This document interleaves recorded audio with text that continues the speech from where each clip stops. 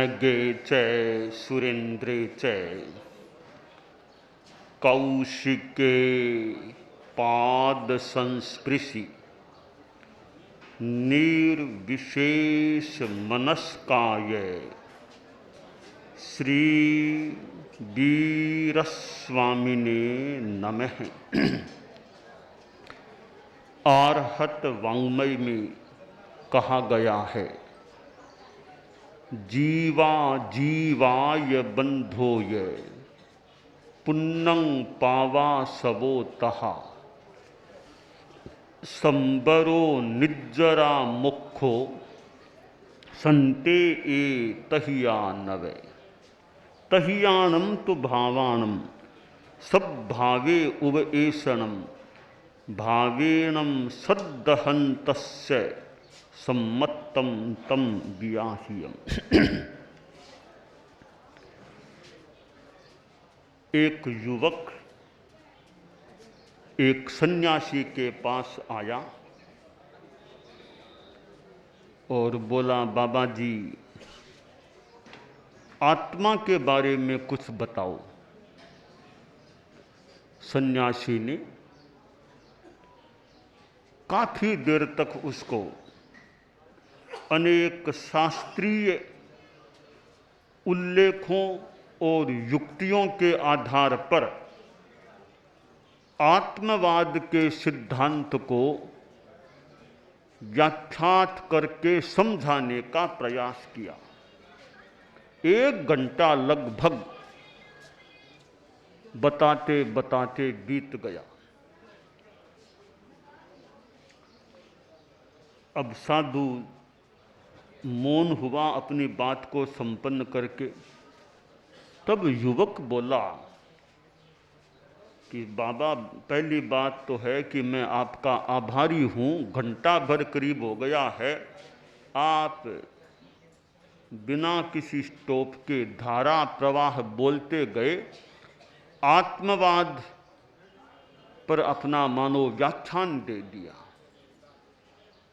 आपका शरीर भी पसीने से तरबतर हो रहा है, आपका गला भी कुछ सूख गया होगा, बोलते बोलते प्यास लग गई होगी। तो मैं आभार ज्ञापन करता हूं। अब दूसरी बात यह है बाबा, 1 घंटा तक आपको सुन लेने के बाद भी मैं आत्मा को मानने के लिए तैयार नहीं हूं। मैं आत्मा को नहीं मानता, मैं नहीं मान सकता। आपने ग्रंथों की बातें बता दी, कुछ और भी युक्तियों से अपनी बात को पुष्ट करने का प्रयास किया, पर मेरा अभी तक मानस आत्मवाद के सिद्धांत को स्वीकार करने के लिए तैयार नहीं हुआ है। तो बाबा ने कहा, मैंने शास्त्र की बातें बता दी, कुछ युक्तियों की बातें बताई, और तो बोल तुम क्या चाहते हो, मैं कैसे बताऊं तुमको आत्मा के बारे में। तो बाबा एक सीधी सी बात है, छोड़ो शास्त्रों की बातें, आप तो मुझे आत्मा को हाथ में लेकर दिखा दो कि यह रही आत्मा, फिर मैं मान लूंगा। प्रत्यक्ष दिखाई देगी आत्मा, फिर अस्वीकार करने का कोई सवाल ही नहीं है, मैं मान लूंगा। आप इतना सा श्रम करो, या तो मेरी आत्मा को या आपकी आत्मा को एक बार निकाल करके हाथ में लेकर मुझे दिखा दो। प्रत्यक्ष से किम प्रमाणं, प्रत्यक्ष हो जाएगी बात, फिर और किसी प्रमाण की जरूरत नहीं है। एक गांव में एक अंधा आदमी था, जन्मांध, जिसे प्रज्ञा चक्षु बोले, थोड़ी शिष्ट भाषा में कह दे, कोई सूरदास जी कह दे, मूल बात है जन्मांध था। वो दिखता नहीं था, जन्म से ही ऐसा था। थोड़ा बड़ा हो गया तो ठीक है, आंखें तो नहीं थी पर सुनता करता, थोड़ा ज्ञान तो हुआ। चूंकि दिखता नहीं था तो लोग कहते सूरज उग गया, सूरज उग गया, प्रकाश हो गया। तो वो जन्मांध आदमी का था, मैं तो सूरज को नहीं मानता, मुझे दिखता ही नहीं सूरज, मैं तो सूरज को नहीं मानता। एक बार गांव में कोई सन्यासी बड़े ज्ञानी आए तो लोगों ने कहा, बाबा वो हमारे गांव का जिद्दी आदमी है, लड़का है, वो सूरज को नहीं मानता है, आप उसको समझाओ, वो सूरज को तो मानना शुरू कर दे। इतना प्रकाश दाता सूर्य है, सृष्टि का अच्छा तत्व है, उसको भी नहीं मानता। उस लड़के को लेकर आए लोग, इस लड़के को आप समझाओ कि सूरज भी होता है।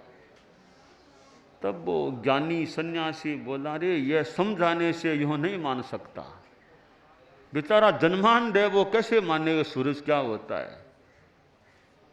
एक काम करो, मेरे पास एक दवाई है,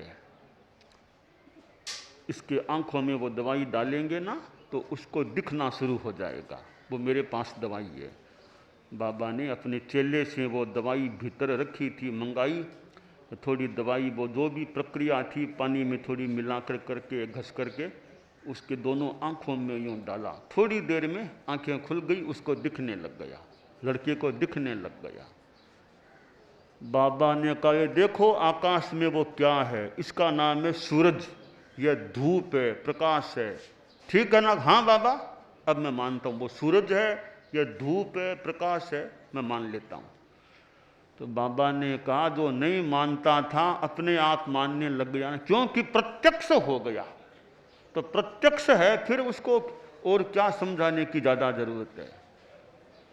तो वो लड़का आत्मा के बारे में जो चर्चा कर रहा था, वह बोला, बाबा जी और इतनी ग्रंथों की दुहाइयाँ देने की ज़रूरत नहीं है, आप तो मुझे आत्मा को हाथ में लेकर दिखा दो। आप खुद की आत्मा को निकाल लो या मेरी आत्मा को निकाल लो, आप अगर है तो आत्मा दिखाओ, कैसी है आत्मा, वरना मैं आत्मा को नहीं मान सकता। आपके पुराने भक्त भले तैत महाराज भले कह देंगे, मैं पढ़ा लिखा लड़का हूँ, ऐसे नहीं मान सकता मैं। संत ने कहा, रे आत्मा कोई ऐसी चीज है नहीं जिसको हाथ में लेकर दिखाया जा सके। यह घड़ी है, इसको तो भले हाथ में रख ले, यह घड़ी है मेरे पास। तो आत्मा को घड़ी की तरह या आंवले की तरह हाथ में रख कर नहीं दिखाया जा सकता, क्योंकि वह अमूर्त है, जिसके रूप है ही नहीं। अमूर्त को हाथ में लिया ही कैसे जाए, वो है ही नहीं मूर्त, अमूर्त है। धर्मास्तिका अधर्मास्तिका ये अमूर्त हैं, तो इनको हाथ में लेकर कैसे दिखाएं। इसी तरह आत्मा है। लड़का बोला, फिर मेरे से आप आशा मत रखो कि मैं आत्मा को मान लूंगा। जो दिखाई नहीं देता उसको मैं नहीं मान सकता। तो पक्की बात, हाँ पक्की बात है, जो दिखाई नहीं देता उसको मैं नहीं मान सकता। सन्यासी ने सोचा, इसको तो तरीके से ही समझाना चाहिए। बाबा बोला, रात में नींद लेते हो? नींद तो लेता ही हूँ। कब सोते हो? 10 बजे के आसपास, कभी 11 भी बज जाए, लेट हो जाए तो सोता हूँ। सुबह कब उठते हो? यही 6 बजे 5:30 बजे उठ जाता हूँ। नींद आती है? प्राय आ जाती है। कभी नींद में सपना भी आता है? हाँ सपना तो कई बार आता है। सपने में कुछ दिखा? हाँ सपने आते हैं। इसी रात को, गई रात को भी बड़ा सुंदर सपना आया था। क्या देखा कि बाबा अब आपने पूछ लिया तब बता रहा हूँ, बहुत ही जोरदार सपना आया था। वो सपना साकार हो जाए तो फिर कहना है क्या इस जीवन का। तो क्या देखा कि बाबा जी सपना यूँ आया, मैंने सपने में देखा कि लोकसभा का चुनाव हुआ, मैं भी उसमें कैंडिडेट था, उम्मीदवार था, तो मैं भी चुनाव लड़ा। बाद में वो चुनाव के परिणाम डिक्लेयर हुए तो मैं जीत गया था, विजेता बन गया था। लोकसभा में फिर सांसद इकट्ठा हुए, प्रधानमंत्री चुनने का प्रसंग आया तो हमारी पार्टी का बहुमत अच्छा था और चिंतन मंथन करके मुझे प्रधानमंत्री बना दिया गया। यह मैंने सपने में देखा। और क्या देखा कि बाबा फिर वो थोड़े ही दिनों बाद 15 अगस्त का दिन आने वाला था, तो 15 अगस्त आई तो मैं लाल किले के वहाँ प्राचीर से मैंने भारत के नाम भाषण भी दिया था और बहुत प्रभावशाली मेरा भाषण हुआ। हमारी पार्टी के तो लोग प्रशंसा करने वाले थे ही थे, कई दूसरी पार्टियों के लोगों ने भी सराहना की कि नए नए प्रधानमंत्री बने तो भाषण तो आज अच्छा दिया था। तो बाबा यूँ मेरा 15 अगस्त का भाषण पूरा हुआ ही था और यूँ आकाश में बादल गरजे और मेरी नींद टूट गई, आंखें खुल गई। यह सब मैंने आज इस गई रात में सपने में देखा, प्रधानमंत्री मैं बन गया था। तो बाबा बोला भाई तुमने सपना देखा था यह मैं क्यों मानूं, क्या पता देखा कि नहीं देखा। तो बाबा मैंने देखा था, देखा होगा तुम जानो, मैं कैसे मान लूं कि तुमने सपना यह देखा था। तो बाबा आप कैसे मान सकते हो कि तुम उस सपने को हाथ में लेकर मुझको दिखाओ तो मैं मानूं तुमने सपना देखा है।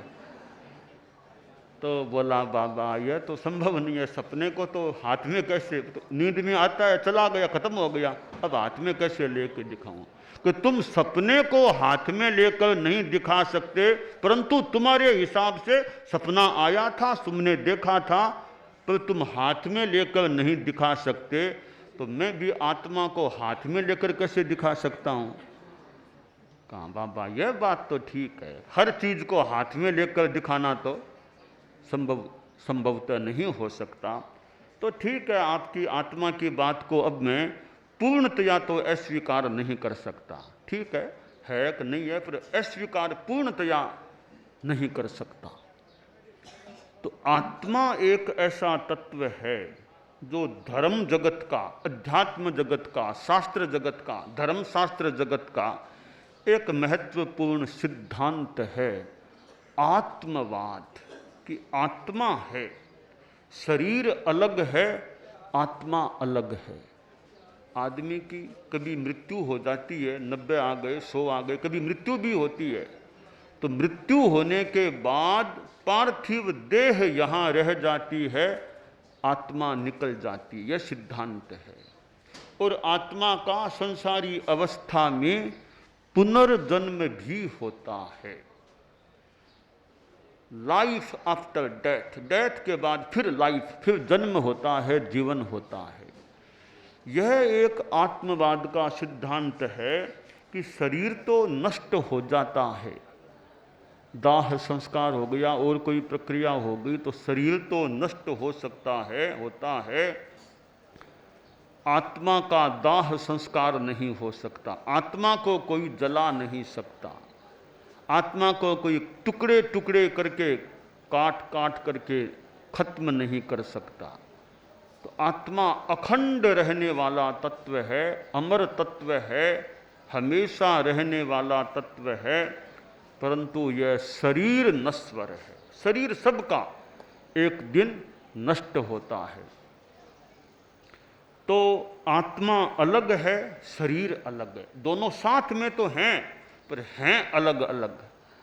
गुरुदेव के आचार्य श्री के गीत में भी है, आत्मा भिन्न शरीर भिन्न है, तुमने मंत्र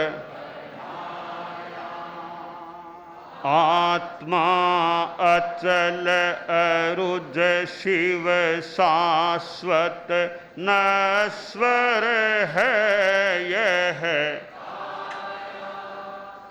आत्मा, आत्मा के द्वारा ही आत्मा में लय पाए, चैत्य पुरुष देव तुम्हारा पुण्य नाम मेरे मन में रम जाए, चैत्य पुरुष जग जाए। तो यह गीत संभवतः आचार्य श्री महाप्रज्ञ जी ने मुनि अवस्था में अपने मातुश्री साध्वी बालू जी के संदर्भ में यह गीत संभवतः रचित किया था। तो आत्मा भिन्न है, शरीर भिन्न है। तो आत्मा हमारी वर्तमान में जो है संसारी अवस्था में, वो कुछ अशुद्ध स्वरूप में है, शुद्ध नहीं है। शुद्धों की आत्मा तो शुद्ध आत्मा, पूर्णतया शुद्ध है। हमारी आत्मा, हम चूंकि संसारी अवस्था में हैं, तो हमारी आत्मा पूर्णतया शुद्ध नहीं है। जैसे सोना, गोल्ड है, वो मिट्टी से मिला हुआ है तो शुद्ध अवस्था में नहीं है।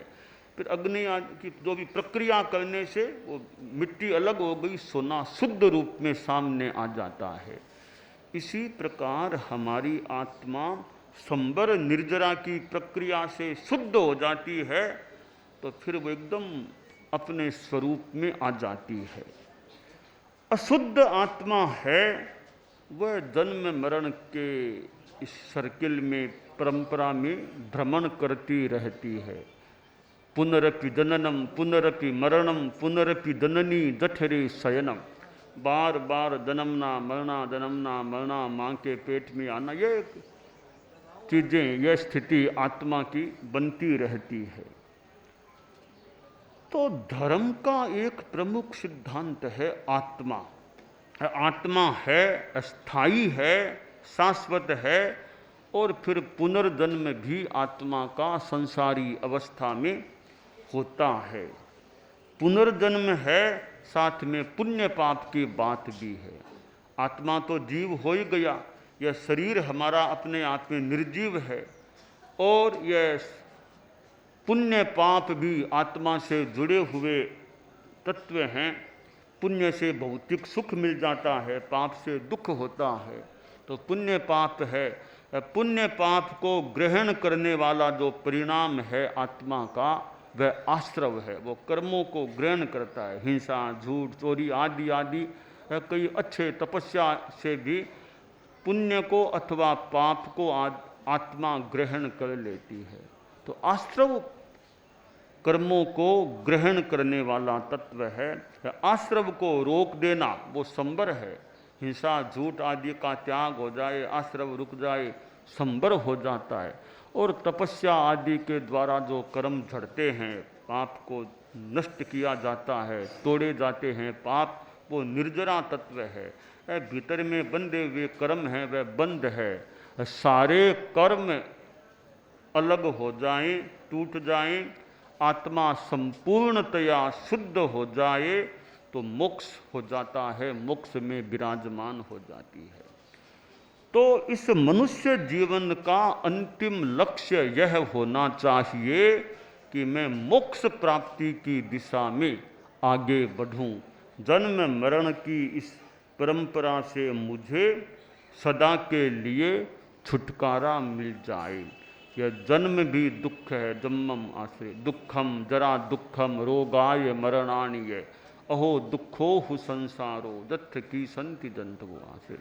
जन्म दुख है, बुढ़ापा दुख है, रोग दुख है, मृत्यु भी दुख है। ओहो कितना दुख है संसार में, जिसमें जंतु प्राणी संक्लिष्ट होते हैं, कष्ट पाते हैं। तो दुखों से छुटकारा पाने का उपाय है धर्म। अब धर्म की बहुत ऊंची साधना भी है। सामान्य आदमी जो गृहस्थ अवस्था में है, जितना हो सके त्याग, संयम, तपस्या करे, और सद्भावना, नैतिकता, नशा मुक्ति, सबके प्रति सद्भावना, लड़ाई झगड़ा, बैर विरोध फालतू किसी से नहीं करना, नैतिकता के रास्ते पर अपना धोखाधड़ी नहीं करना, जितना हो सके झूठ बोलने से बचना, चोरी से बचना, ईमानदारी जीवन में हो, और नशा मुक्ति, शराब, सिगरेट, बीड़ी, खैनी, गुटखा आदि आदि नशीले पदार्थों के सेवन से बच करके रहना, नशीले पदार्थों को परित्यक्त रखना, इस प्रकार का आदमी का जीवन होता है। तो फिर आदमी का जीवन मानो अच्छा है, सद्गृहस्थता उसमें हो सकती है। तो यह धर्म एक ऐसा तत्व है जो कल्याणकारी है। धर्म का एक मौलिक सिद्धांत है आत्मवाद की, आत्मा नाम का तत्व है।